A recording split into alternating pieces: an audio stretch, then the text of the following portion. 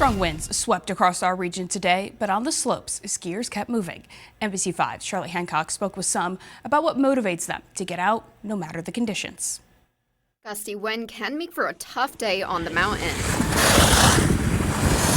At Mad River Glen, skiers say they're ready for anything. You ski in all conditions. Yeah, Skiing is life. Yeah, you can't give yourselves the cushy little powder days. You got to go out when it's icy, when it's rainy. Many brave the weather, And it's fine, it's great. including the Women's Alpine Ski Clinic, which was still up and running for the last weekend of the season. There's never bad weather. That's just, you go out there and it's part of the experience at Mad River Glen. You never know what you're going to get. Others say they've had plenty of practice preparing for harsher conditions. I know the winds that can come, so I've got my weights where they need to be and things like that. But when I got here at 7 in the morning and through till now, there's these gusts that come through, about 30-mile-an-hour gusts, and you hear all the skis getting knocked over. And while the wind may be strong, skiers tell me that is just part of the fun. Over at Sugarbush, the outlook was similar. Much worse conditions than this one, so I think it's a day worth skiing.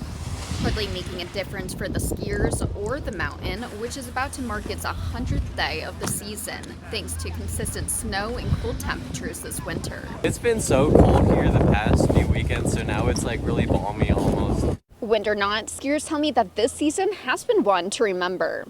In Warren, I'm Charlotte Hancock's NBC5 News.